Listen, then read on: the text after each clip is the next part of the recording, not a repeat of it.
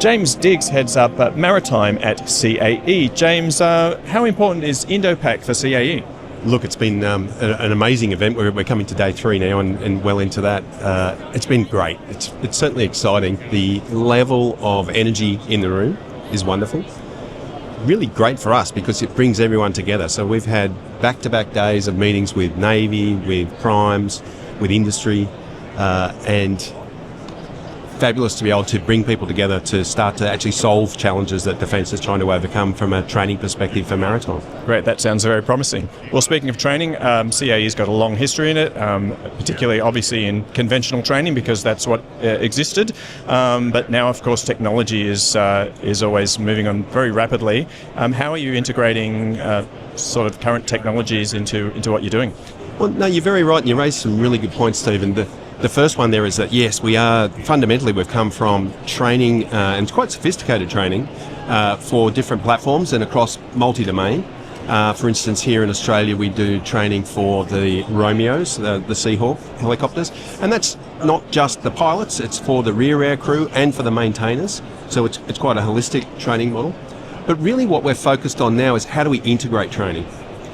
Modern warfare doesn't require that just a single platform goes out and prosecutes an enemy or completes an operation. It's a whole lot of rather, systems. it has to be everyone coming together. So how can we emulate that so that before they go out to sea, they can actually be practicing that interaction and integration of the forces on land by linking together a whole bunch of different simulators and emulators. Okay, and you've got some of that technology on display here, but obviously there's a lot that goes on under the hood as well. There are many component parts, and bringing them all together is not just even a single organisation. We play a part in guiding that, but we need to bring in other players, whether it be industry and parts of defence, to bring it all together. But it's definitely something that we're very focused on right now. Excellent. Thanks, James. Well, we're also now going to talk to Simon, who's your global counterpart. Yeah, thank you.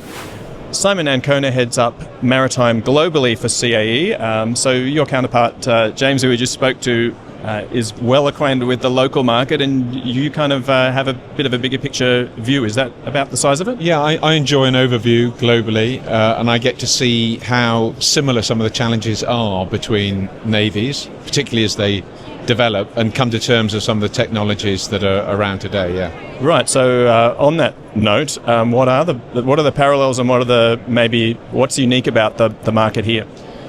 Well, I'll come back to the market in a minute, but I think what is interesting is what's similar, and there are facts that are as old as time, really.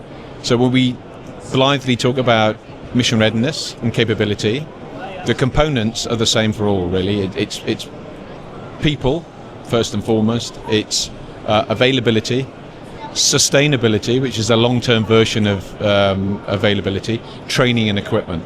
And the thing about training, and it's something that we recognise in CAE, it underpins every other element. There are issues here in Australia that you will find elsewhere in Europe, in the UK, and even in the US.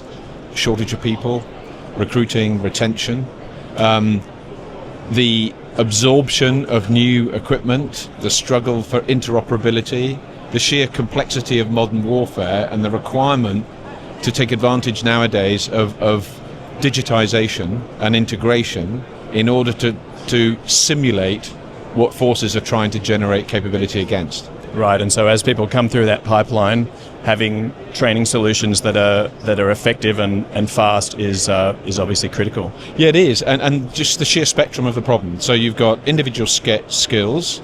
So a warship may have 30 trades on board.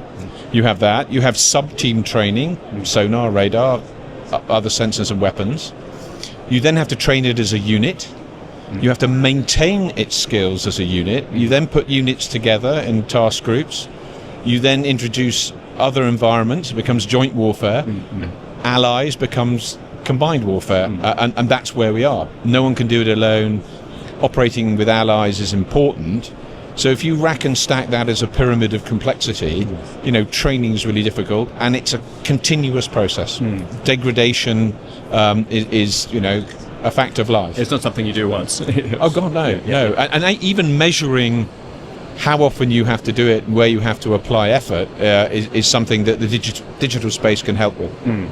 Okay, so if people want to find out more about some of the ways in which CAE can help, what should they do? I think they should just go straight to our website, contact details there, and we're very happy to have a conversation about almost anything to do with training. Okay, thanks for your time today. Not at all. Thank you.